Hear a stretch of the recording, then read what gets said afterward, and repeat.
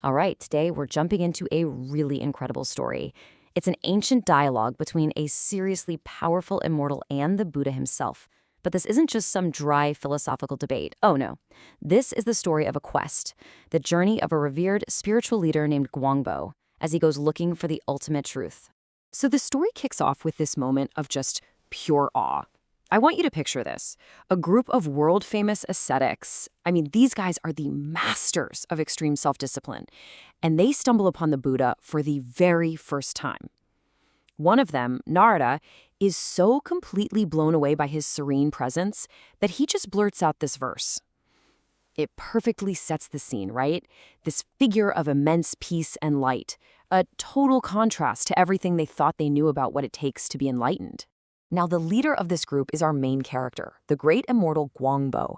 And let me tell you, he and his 500 followers are a big deal. They are famous across the land as the absolute pinnacle of harsh asceticism. Their whole belief system is that through extreme physical hardship, you can achieve enlightenment. And this slide right here shows you the core of the conflict. It's all about the difference in their approach. On one side, you've got Guangbo's crew. Their spirituality is totally external. You can see it, the matted hair, the ash, the starved bodies. But on the other side, the Buddha and his disciples, theirs is an internal path.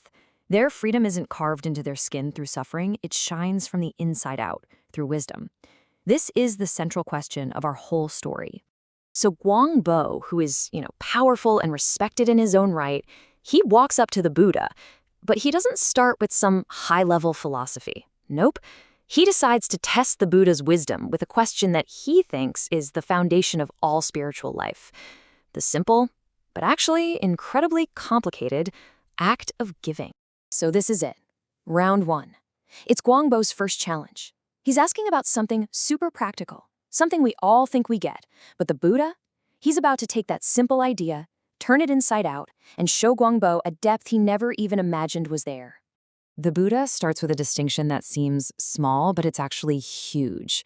He says there's the donor, that's the person whose pure intention and resources are behind the gift, and then there's the giver, the person who actually performs the act. You can be one or the other, or you can be both.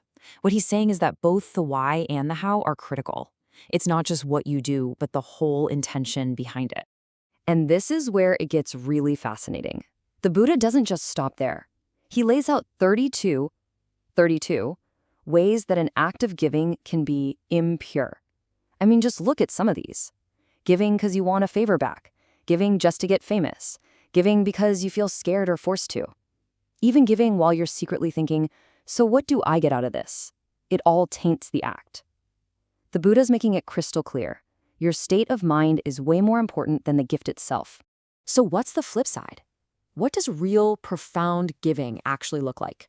Well, the Buddha calls it great giving. And it has nothing to do with how big the gift is. It's all about impact and intention. Notice how all of these are just rooted in deep compassion and wisdom.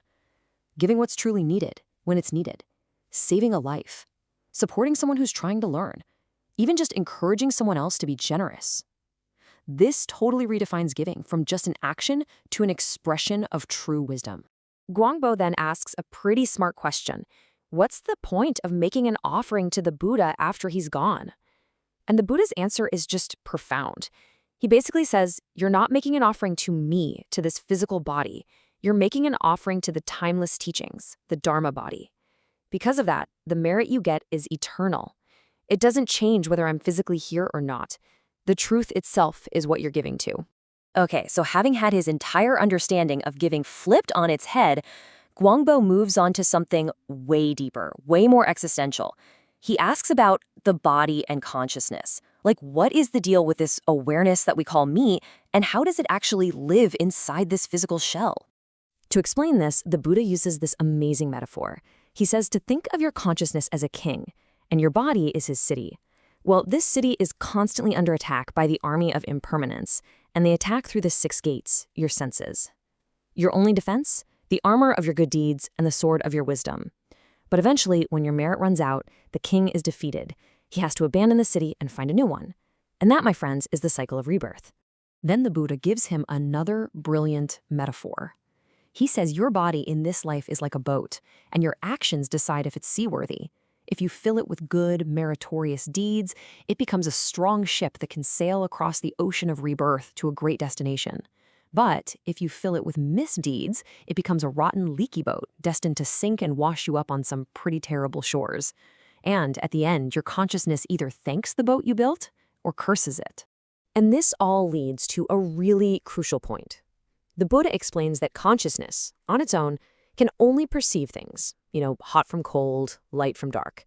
But wisdom is what understands the true nature of those things.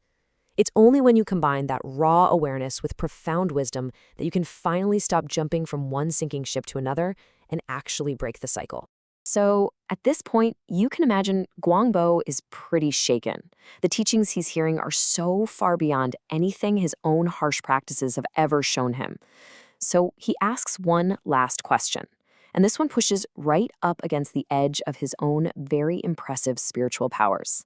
And here it is. This is the turning point of the whole story. The Buddha tells him, gently but very directly, understanding the full, complex web of karma, why this person is born here and that one is born there, across every possible reality, that's the kind of thing a fully enlightened Buddha can see. It's simply beyond the reach of an immortal. Even a powerful one like you, Guangbo, he's just hit the absolute limit of his knowledge. So this is the big moment, right? What do? Imagine being at the top of your field, a revered leader, and someone shows you a horizon you never knew existed, and then tells you that you can't get there with the tools you have. What happens next? Does your ego kick in, or does your search for truth win out? In this incredible act of humility, Guangbo makes his choice. He admits his own limits. He finally understands that his path, the one he dedicated his entire life to, has taken him as far as it can go. And so, he bows. Not in defeat, but in a moment of supreme wisdom. He and all 500 of his followers take refuge, becoming students of the very path they had seen as so different from their own. So now that he's a student, Guangbo's first question is one of just pure curiosity. He asks the Buddha to explain something his powers can't fully grasp. How is it that even beings in the highest heavenly realms aren't permanent? How can it be that even gods don't live forever? The Buddha describes these 5 really poignant signs that show that a deva, or a heavenly being, is at the end of their incredibly long, blissful life. Just try to imagine this. After eons of total perfection, the flowers in your hair start to wilt. Your perfectly clean robes get dirty. Your body, which has never known any impurity, starts to sweat and smell, and this deep sense of unhappiness starts to creep in. It's such a powerful way to show that no state, no matter how amazing, lasts forever. And to make it even more real, the Buddha shares what the Deva's heavenly friends say. As his good karma fades and these signs of decay appear, they just leave him. Their love was tied to his perfect celestial status. So in his final moments, he's totally alone. It's a tough lesson about what happens when we cling to things that are temporary. So let's kind of wrap this all up.